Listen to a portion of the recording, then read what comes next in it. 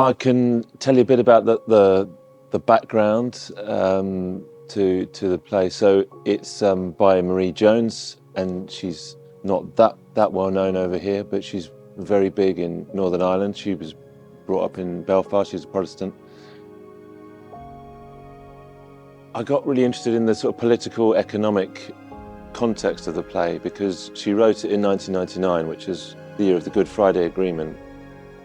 She'd set up this company with a couple of other people called Double Joint Theatre Company, which was like an effort to sort of unify the north and the south of Ireland, hence the Dub for Dublin and Bell for Belfast. So it was this initiative, and in the context of the Good Friday Agreement. So which was a very positive time, obviously. And she'd been brought up through the Troubles herself, all through that terrible period in Belfast. And yet, despite all the politics behind it, it's very subtle the way that's actually written into the play. It's not a political play with a capital P, but those things are there. So Charlie Conlon is from the north of Northern Ireland. He comes down to the south, and Jake is from Kerry. So already you've got the kind of the north and the south there. These two characters coming together and sort of checking each other out, a bit suspicious, and gradually they form this friendship, which becomes a close friendship through the play. And the economic context is really interesting too, because what you've got is an American Hollywood film company coming to this little village in Kerry to shoot this big melodramatic, stereotypical kind of view of Ireland, you know.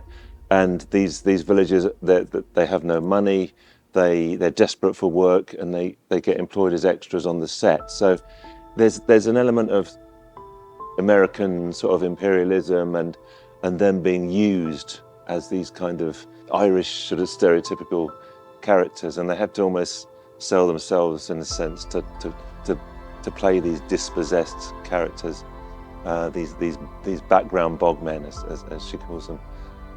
So there's all that dynamic as well, which is really interesting. She's not polemical. It's just there. You know, that's the context. But it's a really light comedy in a lot of ways. But then there's these dark elements, quite tragic elements as well. So it shifts a bit like the weather, you know, in the west of Ireland. It changes quite a lot as the play goes on, and there's a very dark moments and then very happy moments. I won't spoil the ending. I'll tell you too much about the plot. But yeah, those are the things that are kind of were my thinking behind the staging and everything. I think we're very lucky we've got a very good director.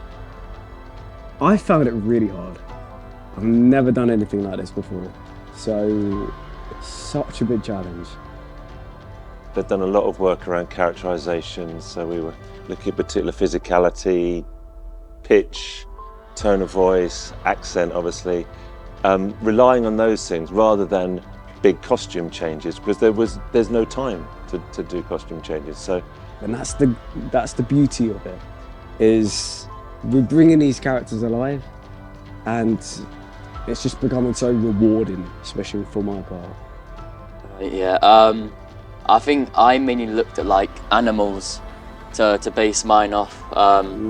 Like for the American superstar film star, I chose a giraffe because, you know, head up in the clouds, kind of in her own world kind of thing.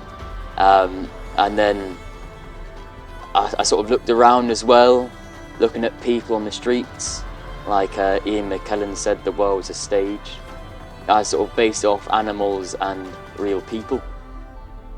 The character signifiers are like a necklace or a pair of glasses, and they're purely to signify the change, but the actors embody it. They're doing the switch.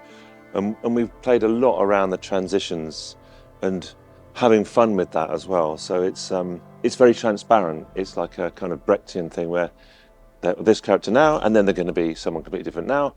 And yeah, that's it. We're doing that, and we're just, you know, going to signify that with a little move and trying to make it really slick as well. I tried to just understand their journeys, just see them as people.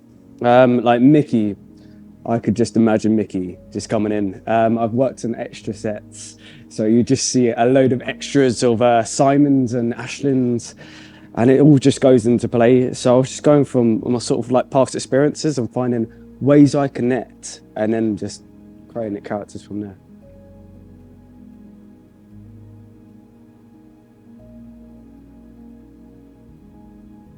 Because they're all from Kerry, so all surrounded, they're all relatively related. So it goes Sean, start of the journey, Jake, the middle of the journey, and then Mickey is like the final end of what they're all gonna end up like. Yeah. That's what I found. I found it really fun to do. It's a cycle that they're all trapped in. Yeah. It's the Kerry cycle, I like to put it.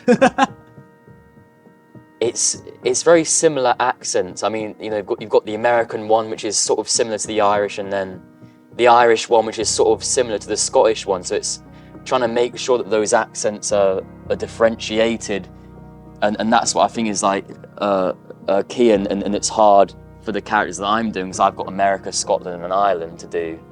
So it's trying to make sure that each of those accents are different, especially the Scottish one. So I think Jock, the Scottish security guard, with his accent is it's been a tough one. I was playing around and around with Ashlyn. I couldn't get her for ages, but then I finally went into the insecurity of her and then found it from there. But it's weird because some characters you just find from like just looking at a different costume. John's my hardest. But Simon, the director, helped me find it. So every time I go on, I'm just like, Ireland. Yeah, there's a word for me, but for the Irish one, it's quite an odd word. It's always rosin or honest or letter, paper, flavour, secure, harbour, odour, bigger. I think at first it was probably going Ireland. But I think the more I looked into the Kerry accent and then how it's more of like a rhythm to it, then that's how I found it. So it gets to a point where it gets natural. Yeah. So then now I don't really need to find the word. But at the start, I was trying to find any single hope. In the end, it's a choreography that we've been working on. So they're kind of moving very smoothly into the different changes, and that becomes quite magical to watch. Just that kind of staging and the movement. Yeah. For me, I like playing Clem, who's the director of the piece, because I sort of imagine him a bit like a little goblin, and that's what I've sort of tried to encapsulate, and it's always quite fun trying to be like a goblin, because there's so much you can do. And I like Caroline as well. I think they're all fun to play because they're all so different. They're so fun to play. I'd say Jake is somewhere where I found a lot of connection with, but Sean, I just feel it's weird because you never really was there with Sean, but you feel sort of involved with him, with his story. You feel a bit, But I would say the one that's the most fun to play around with is by far Dave. I got so carried away with that. The stage is very sparse. It's very simple. I wanted it to be nothing fancy, nothing too overblown, no great big special effects. Very basic. But as we went on, I kind of realised that for the audience, it would be, to make life a bit easier for them, we might have some images. So Paul has found some images, really nice images that signify the different locations. And that's been a bit of a process, finding the right one and finding a nice perspective and colour frame as well. So I suppose I got a bit more interested in the aesthetics of it as we've gone on. And yeah, we've got some good sound, we've got music, and we've got, some great lights as well. So we have, it's not totally stark as it could have.